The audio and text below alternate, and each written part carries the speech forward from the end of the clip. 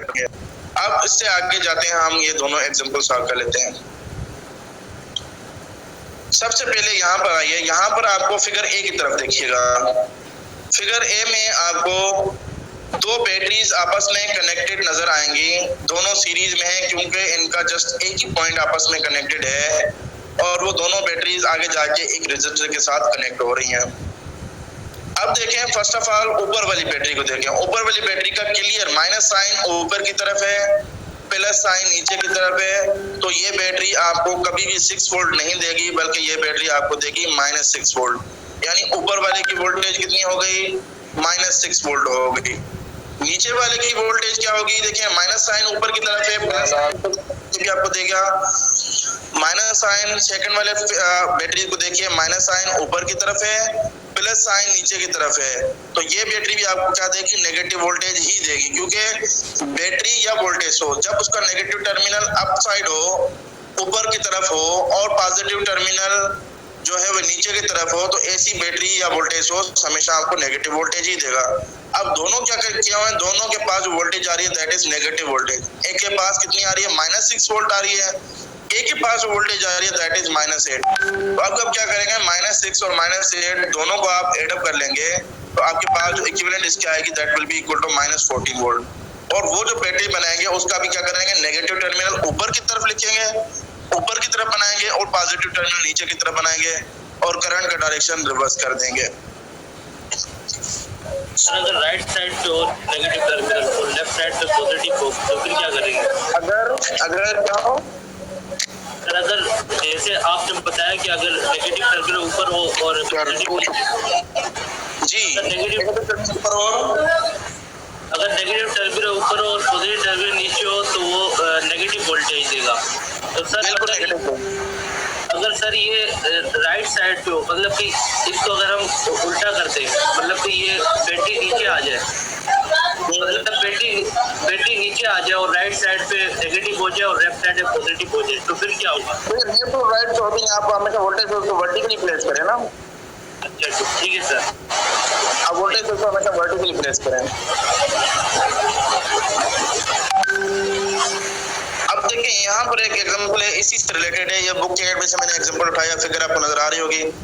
यहाँ पर अब आपके पास कितने हैं? 4 आपके पास बैटरीज हैं, चारों आपस में सीरीज में कनेक्टेड हैं। इनके आगे जाके लगे हुए हैं 2 रजिस्टर, और दोनों रजिस्टर भी आपस में सीरीज में है। आपसे पूछा गया है, आवाज नहीं आ रही, आपके पास टोटल वोल्टेज VT कितना होगा, और आप ये बताएं कि आपके पास टोटल रेजिस्टेंस RT कितनी होगी। तो सबसे पहले आए, इस फिगर को गौर से देखें। इसमें हर एक वोल्टेज के डिफरेंट नाम रखे गए हैं, V1, V2, V3 और V4। V1 बैटरी 1 की वोल्टेज है, V2 बैटरी 2 की है, V3 बैटरी 3 की है, और V4 बैटरी 4 की है। तो आए V1 को देखते हैं। V1 का नेगेटिव टर्मिनल ऊपर है, पॉजिटिव टर्मिनल नीचे है। तो इसका मतलब है कि नेगेटिव वोल्टेज देगा। तो V1 की वोल्टेज नीचे मैंने स्टेटमेंट में लिखा भी हुआ है कि V1 जो है वो दे रहा है -16 वोल्ट दे रहा है, क्योंकि इसका नेगेटिव टर्मिनल ऊपर की तरफ है, पॉजिटिव टर्मिनल नीचे की तरफ है। V2 की तरफ आइए, V2 की पोलैरिटी को चेक कीजिए। V2 में प्लस टर्मिनल ऊपर की साइड पे है और नेगेटिव टर्मिनल जो है वो डाउनवर्ड की साइड पे है। तो ऐसा वोल्टेज सोर्स आपको क्या देगा? पॉजिटिव वोल्टेज देगा, जिसका प्लस ऊपर हो और माइनस नीचे हो। तो इसीलिए V2 जो वोल्टेज देगा that will be equal to 6 volt या +6 वोल्ट। V3 की तरफ आइए, V3 की पोलैरिटी चेक कीजिए। नेगेटिव टर्मिनल ऊपर है, पॉजिटिव टर्मिनल क्या है? नीचे की तरफ है। और मैग्नीट्यूड कितना है इसका मैग्नीट्यूड है 12 वोल्ट। तो इसकी वैल्यू क्या लिखेंगे आप? V3 की जो वोल्टेज होगी वो होगी -12 वोल्ट, क्योंकि इसका नेगेटिव ऊपर है। तो अब ये बैटरी क्या देगी? नेगेटिव वोल्टेज देगी। V4 की तरफ आइए, V4 में इस तरह है कि आपके पास प्लस टर्मिनल ऊपर की तरफ है, नेगेटिव टर्मिनल नीचे की तरफ है। तो इस तरह का वोल्टेज सोर्स ये बैटरी हमेशा आपको क्या देती है? पॉजिटिव वोल्टेज देती है। तो इसका मैग्नीट्यूड क्या हो जाएगा? 10 वोल्ट हो जाएगा, प्लस का 10 वोल्ट। अब इन चारों को क्या करते हैं? सीरीज में ऐड अप करते हैं। तो अब आपके पास जो VT या टोटल वोल्टेज होगी वो क्या होगी? VT is equal to V1 plus V2 plus V3 plus V4। आप सारों को एडअप करें, -16 + 6, -16 + 6 आंसर आएगा -10। और V4 का कितना वोल्टेज है? +10, -10 और +10 आपस में होगा कैंसिल, बाकी वोल्टेज बचेगी सिर्फ V3 की, दैट इज -12 वोल्ट। दोबारा एडअप करके देखें, देखिए -16, V1 क्या है? -16 है, V2 क्या है? 6 है प्लस का, तो -16 और +6 तो आंसर आएगा -10। V4 की वोल्टेज चेक करें, वो है +10, -10 और +10 आपस में हो जाएगा कैंसिल, बाकी बच जाएगी वोल्टेज जस्ट V3 की। V3 की कितनी वोल्टेज है? -12 वोल्ट है। बिल्कुल लास्ट स्टेटमेंट में देखिए मैंने लिखा VT = -12 वोल्ट। VT फाइंड हो गया। उसके बाद आइए RT की तरफ। RT यानी दोनों रजिस्टर सीरीज में है तो डायरेक्टली दोनों को ऐड कर लेंगे। RT = R1 + R2, तो RT क्या हो गया? R1 कितना 12, R2 कितना 18, 12 + 18 = 30 ओम। तो अब आप इस सर्किट में से बहुत से कंपोनेंट फाइंड कर सकते हैं। जैसे कि आपसे ये पूछ सकता है, आप बताएं R1 में से कितना करंट फ्लो हो रहा है। तो जब आपने RT निकाल लिया, VT निकाल लिया, अब आप यहाँ से I निकालेंगे। I = V और R करके करंट आ जाएगा, और वो करंट आपको पता है सारे सीरीज सर्किट में से क्या गुजरता है? Same current. तो अब आप I1 भी फाइंड कर सकते हैं, अब आप I2 भी फाइंड कर सकते हैं, अब आप V1 फाइंड कर सकते हैं। कैसे? V = IR, I आप ऑलरेडी फाइंड करके चुके हैं, R1 आपको गिवन है। V2 फाइंड कर सकते हैं, V2 = I2 × R2, I पता है आपको, फाइंड करके आए। R2 आपके पास 18 ओम है, मल्टीप्लाई करें V2 आ जाएगा। आप फाइंड कर सकते हैं P1, आप फाइंड कर सकते हैं P2, क्योंकि आपको V1 भी पता है, R1 भी पता है, I1 भी पता है, कोई फार्मूला यूज करें। आप फाइंड कर सकते हैं P2, क्योंकि आपको R2 भी पता है, आपके पास V2 भी गिवन है, आपके पास जो है I2 भी फाइंड करके आए। आपको ये कह सकता है आप 16 वोल्ट बैटरी का पावर फाइंड करें। तो देखें बैटरी का वोल्टेज बैटरी का पावर हमेशा इसी तरह से फाइंड किया जाता है, P = V I। बैटरी की वोल्टेज तो गिवन होती है। अब बैटरी क्या है? सारे सर्किट के साथ सीरीज में कनेक्टेड है, तो अब जो सीरीज में सारे सर्किट में से एक ही बात होता है, एक ही करंट फ्लो होता है। तो जो करंट हम पहले ऑलरेडी फाइंड करके आए थे, I = VT और RT करके, वही करंट हर एक बैटरी में से भी गुजरेगा। अब आप क्या कर सकते हैं? V1 के पावर फाइंड कर सकते हैं, V2 का पावर फाइंड कर सकते हैं, V3 का पावर फाइंड कर सकते हैं, एंड V4 का पावर फाइंड कर सकते हैं। इससे आपको जो भी क्वेश्चन हो आप मुझे जरूर बताइएगा। ये थोड़ा सा मुश्किल सा टॉपिक है, तो इसकी आप एग्जांपल खुद से सॉल्व करें और मुझे बताइएगा जो कंफ्यूजन हो रही हो। अब सीरीज सर्किट का बिल्कुल last topic, most important topic है, और बहुत सारे सवाल भी इससे आते हैं, और ये लास्ट टॉपिक है इस चैप्टर का, that is series circuit with random unknown. अब देखें इनमें क्या किया जाता है, इनमें यह किया जाता है कि सीरीज सर्किट में कोई एक अननोन प्लेस किया जाता है, एक ऐसा अननोन प्लेस किया जाता है जिसके हम पैरामीटर्स को फाइंड करना चाहते हो। अब देखें, अब आपको यहाँ पर एक सर्किट नजर आ रहा होगा जिसमें हम क्या कर रहे हैं, हम एक सीरीज सर्किट बना रहे हैं। सीरीज सर्किट में हमने क्या किया हुआ है, एक रजिस्टर को एक सीडी के साथ, जो कंप्यूटर वाली सीडी होती है वो सीडी, और उस सीडी के पैरामीटर गिवन है कि वो सीडी जो है 9 वोल्ट पे चलती है और उसमें से करंट पास होता है 18 मिली एम्पियर। अब क्या कर रहे हैं, हम एक रजिस्टर RS जिसकी अननोन रेजिस्टेंस है, उस रजिस्टर की रेजिस्टेंस फाइंड करना चाहते हैं।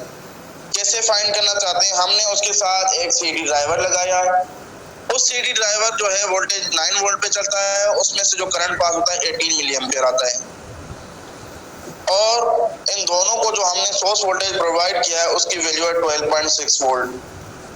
तो RS कैसे फाइंड करेंगे? RS फाइंड करेंगे ओम लॉ को यूज करके। RS = क्या होगा, पहले V = IR, R = V और I, यानी R के लिए हमें VS का पता होना चाहिए, हमें IS का पता होना चाहिए। IS का कैसे पता चलेगा?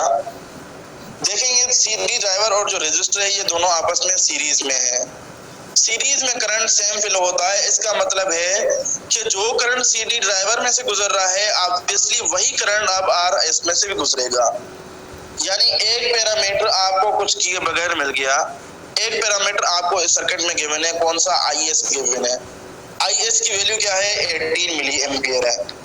IS आपको पता चल गया, IS की वैल्यू कितनी है? 18 मिली एम्पियर आ गई। क्योंकि सीरीज में है, जो सीरीज ड्राइवर में से करंट गुजरेगा वही रेजिस्टर में से भी गुजरेगा। सेकंड पे आइएगा, हम इसकी वोल्टेज फाइंड आउट करना चाहते हैं। तो वोल्टेज के लिए मुझे एक बात मालूम है कि जितने भी सीरीज में कंपोनेंट होते हैं हर एक का वोल्टेज ड्रॉप को आप डायरेक्टली एड अप कर लें तो वो क्या हो जाता है, वो टोटल वोल्टेज के इक्वल हो जाता है। अब देखें आपके पास सीडी ड्राइवर के पास कितने वोल्टेज है, 9 वोल्ट, यानी 9 वोल्ट पे ही चलता है। तो अब सोर्स में से 9 वोल्ट लेगा सीडी ड्राइवर, बाकी जितने भी वोल्टेज बच गए सारे के सारे वोल्टेज जाएंगे रेजिस्टर के पास। अब आप क्या करेंगे, रेजिस्टर यानी VS फाइंड करने के लिए VS किसके इक्वल होगा, VS is equal to VT minus 9 volt. Total में से जितना सीडी ड्राइवर ले रहा है उसको माइनस करेंगे, ये हो जाएगा VT इज इक्वल टू 12.6 है और इसमें से 9 माइनस करेंगे तो आपके पास VS आ जाएगा। VS की वैल्यू क्या है, 3.6 है। अब आपके पास IS भी गिवन है, अब आपके पास VS भी गिवन है। अब आप ओम लॉ को यूज करें, RS is equal to VS over IS। VS की वैल्यू पुट करें 3.6, IS की वैल्यू पुट करें 18 मिली एम्पियर, तो यहाँ से आपको RS की वैल्यू मालूम हो जाएगी। इसी से रिलेटेड एक और एग्जांपल कर लेते हैं।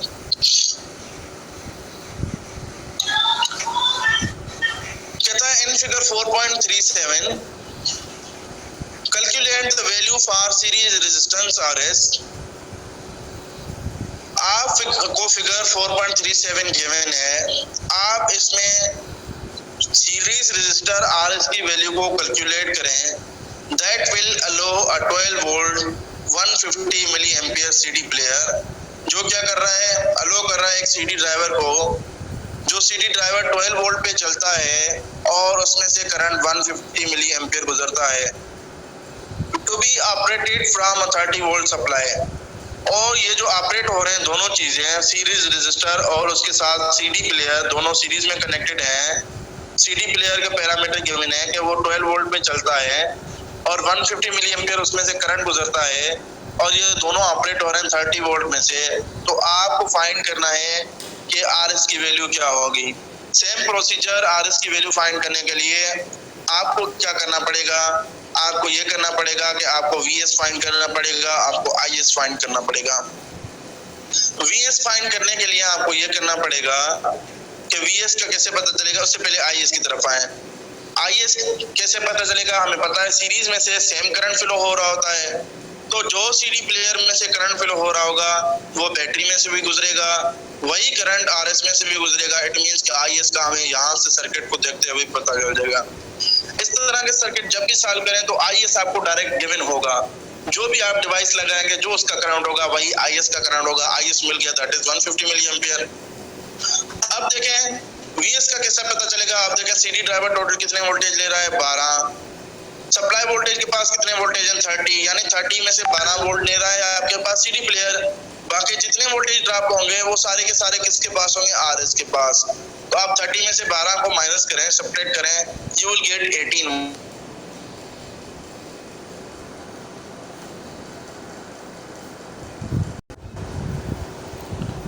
उसके बाद हम इस एग्ज़ाम्पल को सॉल्व कर लेते हैं। ये एग्ज़ाम्पल बुक में से ही उठाई हुई है। इसमें आपके पास 3 रजिस्टर आपस में सीरीज़ में लगे हुए हैं। एक रजिस्टर R1 जिसकी वैल्यू 120 ओम है, R2 जिसकी वैल्यू 100 ओम है और R3 की वैल्यू अननोन है। जबकि आपके पास RT भी गिवन है। RT आपके पास कितनी है, RT आपके पास है 900 ओम और VT की वैल्यू अननोन है, जो सप्लाई वोल्टेज है उसका भी नहीं पता। एक और पैरामीटर हमें गिवन है, दैट इज़ P1। तो P1 यानी पावर ऑफ रजिस्टर R1, उसकी पावर जो है दैट इज़ 48 मिलीवाट। तो पूछा क्या गया आपसे ये पूछा गया है कि आप I फाइंड करें। I यानी कि टोटल करंट या सीरीज़ में से कितना करंट फ्लो कर रहा है। I वही करंट होगा जो बैटरी का कह सकते हैं, I battery is equal to I1 is equal to I2 is equal to I3। तो I सब में से सेम फ्लो करेगा, वही करंट हम फाइंड करेंगे। V1 आप वोल्टेज फाइंड करेंगे, R1 के पास कितना वोल्टेज ड्रॉप हो रहा है, क्योंकि सीरीज सर्किट है तो इसमें करंट सेम होता है, वोल्टेज हर एक के पास डिफरेंट होती है। हम फाइंड करेंगे कि R1 के पास कितना वोल्टेज ड्रॉप हो रहा है। V2 फाइंड करेंगे, हमारे पास रजिस्टर R2 के पास कितना वोल्टेज ड्रॉप आ रहा है। R3 फाइंड करेंगे, रजिस्टर R3 के पास कितना वोल्टेज ड्रॉप आ रहा है। ठीक है, उसके बाद VT फाइंड करेंगे, टोटल वोल्टेज कितना है। R3 फाइंड करेंगे, R3 की वैल्यू क्या है। PT टोटल पावर या power of the supply voltage क्या है। उसके बाद हम P2 फाइंड करेंगे एंड देन P3। तो सबसे पहले हम फाइंड करते हैं current I। Current I find करने के लिए आपको ओहम लॉ लगाना पड़ेगा, या आप ये भी कर सकते हैं। चलें, I फाइंड करने से पहले हम R3 फाइंड कर लेते हैं। तो आपको पता है ये हमारे पास एक सीरीज़ सर्किट है। सीरीज़ सर्किट में जो RT टोटल रेजिस्टेंस होती है वो सम ऑफ इंडिविजुअल रेजिस्टेंस होती है। यानी जो RT होगा सीरीज़ में, that will be equal to RT is equal to R1 plus R2 plus R3। इस इक्वेशन में यही equation RT is equal to R1 plus R2 plus R3 में RT की वैल्यू गिवन है 900 ओम, R1 की value 120 और R2 की value 100 है। तो अब आप क्या करेंगे, 900 में से 220 वैल्यू सब्ट्रैक्ट करेंगे तो आपके पास R3 की वैल्यू आ जाएगी। यानी अभी आपने एक पैरामीटर फाइंड कर लिया, दैट इज़ R3।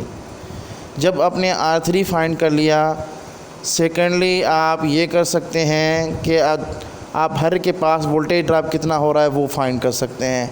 जब आपने हर एक का करंट फाइंड कर लिया, हर एक कंपोनेंट के पास कितना करंट गुजर रहा है आपको करंट पता है, रेजिस्टेंस की वैल्यू पता है, तो अब आप वोल्टेज फाइंड करेंगे हर एक का। जब हर एक का वोल्टेज फाइंड करेंगे, सब वोल्टेजेस को आप सम अप कर लेंगे तो आपके पास टोटल वोल्टेज आ जाएगा। जब आपके पास टोटल वोल्टेज आ जाएगा, उसके बाद P1 और P2 ईज़िली फाइंड कर सकते हैं। चाहे आप ओम लॉ का कोई सा भी फार्मूला यूज़ करें, P = VI, P = V² /R, P = I² × R।